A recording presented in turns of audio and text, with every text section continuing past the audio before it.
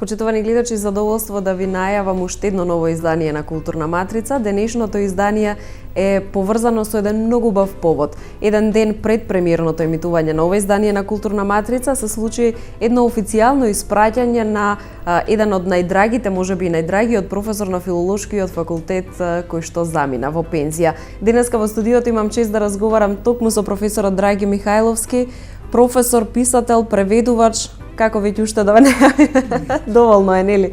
Вие сте, доколку не грешам, веќе трет пат во оваа емисија, меѓутоа секогаш имаме многу за разговор, нели?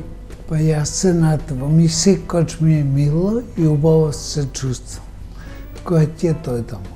Како што кажа професорката и деканот Велева, дека ве ослободија од работата со студентите, меѓутоа не ве ослободија од обврските кои што ги имате кон пишувањето и кон преводите. Како изгледа кога еден професор ќе замине во пензија, да им доловиме на гледачите? Не е многу задоловување, меѓутоа не е страшно. Се навика, и одењето во пензија е една навика. Јас продолжувам да работам. Напишав нов роман, кој не е излезен, се надевам ќе си наскоро. За жал, иако реков дека нема повеќе да преведувам, има уште многу малку од Шекспир и сакам да го довршам, така што моментално тоа работам. Го преведувам некои песни од Шекспир, кои не се по моје мислење толку добри, меѓутоа и тоа треба да се има, за да можеме да кажеме дека и на македонски ги имаме целокупните дела на Вилијам Шекспир. Така. Се потсетувате ли на оно што ги имате сработено претходно? Се навраќате ли на преводите за можеби самиот од себе да научите нешто или да се поправите? Или не се случува тоа? Многу ретко, бидејќи немам време. Так. Секогаш мислам напред, она што било. Так. Нема минато време. Ако сакате да работите, да направите некаков успех, тогаш треба само напред да се гледа, а не назад. Веројатно главна асоциација на гледачите на Културна матрица и на сите оние кои што не ве познаваат како професор, кои што не сте им предавале, ве доживуваат како што кажа професорката Велева, всушност на тоа официјално ваше испраќање во пензија, најголемиот шекспиролог во Македонија. Се доживувате ли така? Не. Сакате ли да ве поврзуваат само со Шекспир или не? Не, бидејќи не е точно. Јас сум работел и други автори, важни автори, како Милтон, авторот иако анонимен на Беовулф и така натаму. И многу други автори, наши, реци англиски, американски, меѓутоа Шекспир е можеби најзначајното што сум го направил или ме убедиле дека е најзначајно. Јас, да ви кажам право, јас учев од големи автори, а од Шекспир најмногу учев диалог и го препорачувам на секој наш писател што сака да научи како се прави диалог, да учи од Шекспир. Веројатно, она што најмногу ве поврзува со Шекспир се тие повеќе од 100.000 стихови кои што ги имате преведено, 37 драми, 154 сонети, 1654 страници има она дело, сите собрани дела односно на Шекспир кои што вие ги преведовте. Тоа беше по втор пат промовирано, тоа испраќање во пензија беше одбележано не само со испраќање како професор, туку и се зборуваше нели најмногу за делото кое што го преведовте, односно делата од Шекспир. Вашиот заменик, еве така да кажам, посочи дека не може да зборува за преводот, а да не зборува за вас. Огнен Чемерски е официјално ќе го поздравиме и преку ова издание на Културна матрица, тој исто така бил гостин во претходни две изданија на оваа емисија. Што е она што се трудевте да го научите за едноставно да ја продолжи таа ваша работа и преку него нели студентите да продолжат? Јас првен гледав, кога избирав свој наследник, тој да биде талентиран. Так. А Огнен не. Тоа не е сомнено, е голем талент и е голем оратор, што е многу добро. Бидејќи за нашата работа треба човек да биде оратор и да знае како да го пренесе своето знаење. Нашиот Огнен Чемерски сето тоа знае. Јас на се колку ми даваше можност времето, гледав и се решив дека тој човек е вистинскиот кој што ќе го продолжи делото на преводот, што е основите се поставени од моите претходници, Лидија спокојната Лидија Арслан-Николич, Греми Бекирит, покојни исто за жал, професор Бакич од Белград и така натаму. Јас сум еден последник, една генерација која дојде после нив, проба да го направи преводот важен, да го помести, така да речем, од маргините во центарот и мислам дека и тоа не е малку, а генерацијата на Огнен има отворено поле за действување и нека се натпреварува со светот. Таа генерација и сега е, јас чврсто верувам, подготвена да се натпреварува и е многу подобра често пати во својата работа од оние што мислат дека се наврват, а не.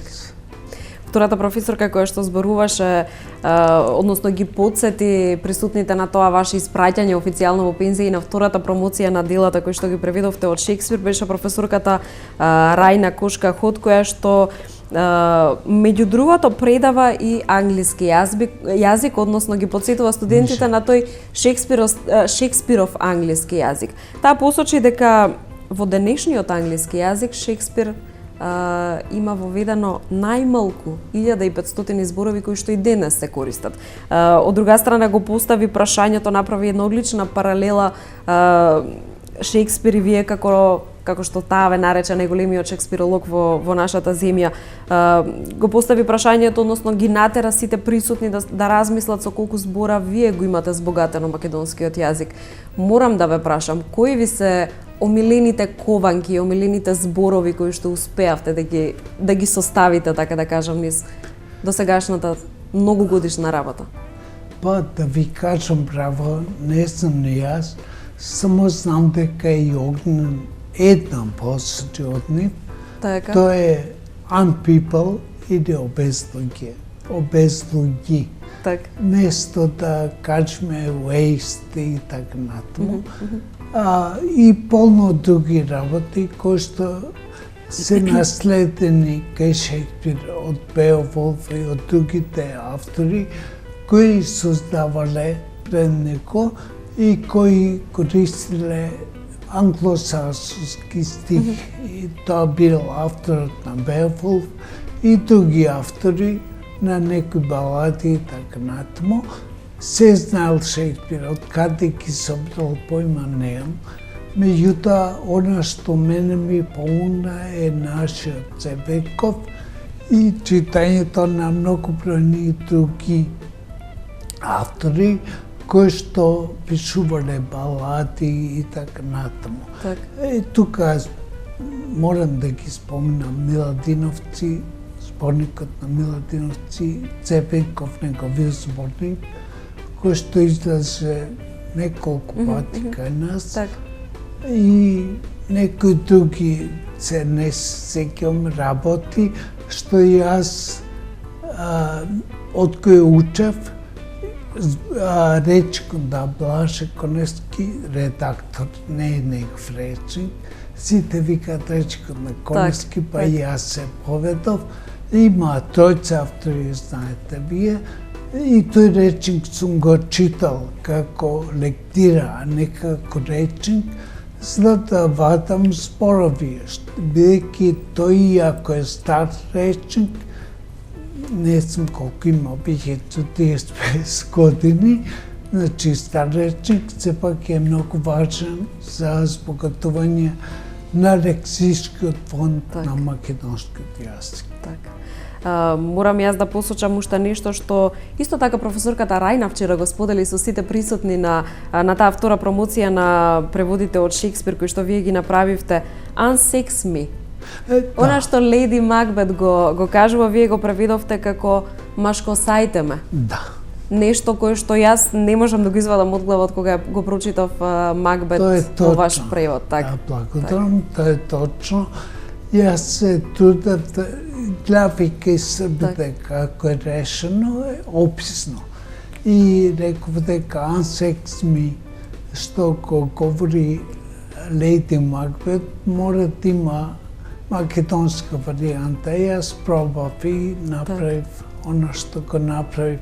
И други, например, во Антонио Клеопатра има една реплика кај што се говори, мислам дека се говори за I won't let him boy my greatness. Отприлика. Нема да дозволам некаков вичви речи или некој зелен тип или некој поведение да ми писка и да ми ја сквернави мојата величина, my greatness, со некакви глупости.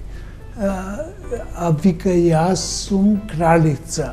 И тоа го потенцира, го нагласува преку кога прави, да не ведавам, конверзија, односно станува именката бој, станува глагол и тоа Шекспир прави и бој треба да се најди превод. Ако тоа го промашите, сте го промашиле целиот текст или целиот превод. Така што јас го преведов со момчи. Нема да дозволам некој поведение да ми ја момчи големината или женственоста, затоа што и така натаму. Така. Имаше многу примери кои што повторно ќе ја споменаме професорката Рајна Кошка-Ход, која што на испечатени неколку страници кои што ги подели на присутните во амфитеатарот на Филолошкиот факултет, им посочи буквално подцртани, подвлечени неколку примери кои што се одличен вовет во тоа, ајде така да се изразам, кај оние кои што можеби не ве познаваат да дознаат кој е Драги Михајловски како преведувач. Таа зборуваше за римскиот бог Јанус, кој што има две лица и одлично го поврза со преводот. Едното лице што би рекло да се остане верен на оригиналот, а другото лице би рекло зграбчија слободата. Како се движавте, кој ли го гледавте, како ја вртевте целата ситуација, така народски да се изразам, нели кога преведувавте? Да ви кажам браво, јас се трудев да бидам и слободен, меѓутоа и да се држам до оригинал. Бидејќи задачата на преведувачот е многу комплицирана. Тој некаде наследира меѓу поет и меѓу научник. Не е ни поет, ни научник. Меѓутоа мора сето тоа да го прави, за да може да постигне некаква смисла.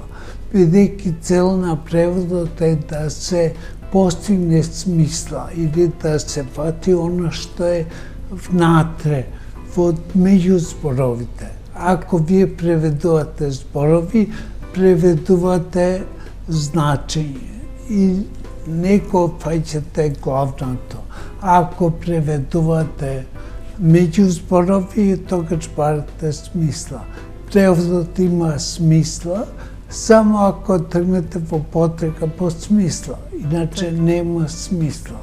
Ќе испадне буквалниот превод секогаш е безмислица. Јас тоа го правев и мислам дека горе-долу успеав тоа да го направам, па ќе видиме во иднина што ќе кажат учените луѓе кои може да го читаат и англискиот текст на Шекспир и превод на македонски. Работата на преведувачите многу често, односно секој пат зависи и од работата на лекторите. Низ вашето досегашно искуство, колку лекторот може да го упропасти преводот или да го разубави преводот? Па, Факт е дека имало и такви примери, нели? Лекторот е многу важен во цел тој процес и ако е добар лектор и ако искусен лектор, ако ништо друго, треба да ги почитувате неговите забелешки. И треба да ги видите и да ги прочитате. И да кажете, да, добар овој лектор, добри забелешки ми даде, и аз ги прифатам. Или овој лектор не е како што треба, не е учел, не е читал. Лектор само, како се вика тоа, некој кој што се тоа на брзина го совладал, се диплома, и дојде да ви лекторира, вие сте работеле 100 години на тоа. Не е во ред. Меѓутоа, за среќа, лекторите, ние имаме многу добри лектори кои се и на факултет, и на Адварски факултет, и тие се отлични и немало никогаш проблем. Јас лично сум немал, бидејќи обично ме знаат и се фини. Не сум открипречни, меѓутоа се фини кон мене. Кон крајот на емисијата, она што знам дека ви е многу драго, освен како преведувач, вие сте и писател. Зад вас имате многу дела, само јас нема да ги најавам, меѓутоа на гледачите ќе ви го дозволам тоа задоволство вам, на гледачите да им ги посочите тие наслови кои што во вашата биографија стојат засега и што е оно што го работите. Па, благодарам за прашањето, бидејќи тоа ми е моментално најважно и само тоа работам, освен ви кажав тоа што го завршувам Шекспир, тоа го правам повеќе за нас, за македонците, за македонскиот јазик, да го имаме и ние Шекспир целокупен. Иако не станува збор за некои големи и важни дела. Ние точно знаеме што е важно, што е неизбежно и така натаму. Од она што го работев, може би некои од гледачите ги знаат, ја знаат мојата прва збирка, не верувам, раскази од 1981 година, Речно уриште. Потоа имам збирка раскази Ѓон, таа беше многу популарна. Потоа 94-та се сикам, го добив Франциново признание со збирката Скок со стап. И така натаму. А од 2000 година пишувам и романи, така што имам напишано околу 5 романи и објавено и околу 8 збирки раскази, не знам се. Да ги потсетиме гледачите, оние кои што ќе отидат во книжарниците да побараат нешто лично ваше, а не само превод, да ги потсетиме дека може да ги побараат Бајазит и Оливера, Пророкот од Искантрија, Мојот Скендербеј. Потсетите ме кои беа останатите романи кои што може да ги прочитаат? Должници, тоа е нешто ново, така? И најнов кој не ми е објавен, тоа е Швајцарија на Балканите, така се вика. Така е наслов, тој ми е готов роман, меѓутоа не е уште објавен. Кој ќе реши завачот, тогаш ќе се објави. Каде можат читателите да ги побараат овие ваши дела? Главно во 3 книжарници, Матица македонска, Табернакул и Култура во Скопје. Не верам дека може би има и во другите, ама не знам точно. Овие се главни. Морам да ве прашам и од аспект на писател, што е она, кои се оние теми кои што во последно време ве преокупираат, едноставно врескаат во вас, па сакаат да излезат? Па, да ви кажам право, она што е тоа е оно. За жал, нашата стварност е... За жал неубави теми. Да, нашата стварност е само по себе фантастична поезија и проза. И не знам што преостанува за писателите, што треба тие да прават. Јас се решив во последниот роман, например, да правам една утопија, како би требало да изгледа нашата земја. Меѓутоа, тоа е моја лична утопија. И тоа го потенцирам и го кажувам во самото дело. Верувам дека успеавте буквално се што сте намислиле да им пренесете на вашите студенти. Гледачите на Културна матрица, оние кои што не биле ваши студенти, ќе можат сето тоа да го дознаат и да го прочитаат, дали преку вашите книги авторски или преку вашите преводи. Што би им препорачале на македонските читатели? Па, да си го сакат јазикот. Тоа значи да читаат во повеќе, почнувајќи од најстарите автори наши. Тоа се Кирил Методи, Климент Охридски, Црноризец Грабар, па се до најновите наши автори, да она што е ново во македонската литература да не го подценуваат, кои ќе читаат англиски автори, најчесто тоа читаат, и тоа бестселери, да не се занесува дека тие се најдобри, тие се... Не, и тие се борци за собствена обстанок.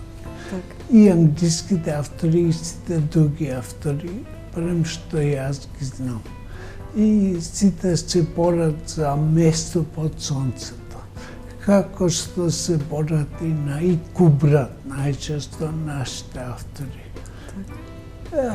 Исто би им препорачал да читат и друга литература. И, например, јас сум читал многу автори кои не се чиста литература, туку се историчари или пишувале монографии за зоографија и така натаму, кои имаат голема улога, посебно зоографија од Лазаропора, например, и така натаму, кои имаат огромна улога во развојот на македонската креативна мисла. Тоа треба да се чита и да се продолжува, да не се избира без оглед на било какви, што знам, политички околни, да не гледат во тоа, да не се занимаваат со тоа, тоа е работа како и сите работи, кој како е врши, тоа не е. Барем јас така мислам, дека треба да се, тој што чита, нека чита и нека го гради нашиот јазик. Тој ќе остане, другото се е минливо. Романот кој што го споменавте дека е готов напишан, го чека издавањето, нека биде повод за да се видиме повторно. Навистина ви благодарам, професоре, што повторно бевте дел од оваа емисија. Се надевам дека со огромно задоволство повторно гледачите ќе го проследат и ова издание како изминатите две во кои што гостин беше Драги Михајловски.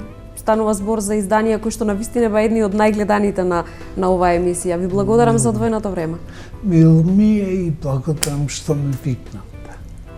Почитувани гледачи, пред да ви се заблагодарам за вниманието со кое што го следевте ова издание на Културна матрица, знаете дека ќе ви најавам дека тука не е крајот, имаме само уште неколку минути. Го гледаме краткиот блок вести од културата.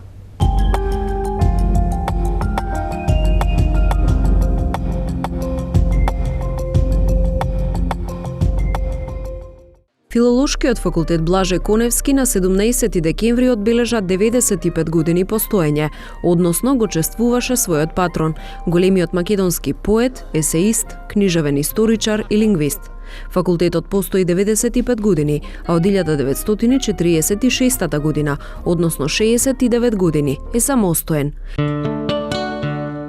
Друштвото на писателите на Македонија на академик Матеа Матевски му ја врачи повелбата Блаже Конески, која Македонската писателска асоциација ја доделува за врвни творечки остварувања од парадигматски карактер, со трајни белези во развојните процеси на македонската литература и со значајни проблесоци во литературните и културните центри во Европа и во светот. Повелбата беше востановена неодамна, а Матевски е нејзин прв добитник. Таа ќе се доделува на секои 5 години. Новата книга на Винка Саздова конечно пред македонската јавност. Денеска на 18 декември авторката се дружеше со читателите во книжарницата 3 и го потпишуваше својот нов роман. Насловот е Луна. Винка Саздова е една од најуспешните македонски писателки. Нејзината книга Последниот чај беше вистинска сензација. Со издавањето на книгата во 2009 се разбуди невиден интерес ке македонската публика за македонски роман. Книгата Последниот чај годинава го доживеа своето 10-то издание, а воедно е преведена и на српски, хрватски и на бугарски.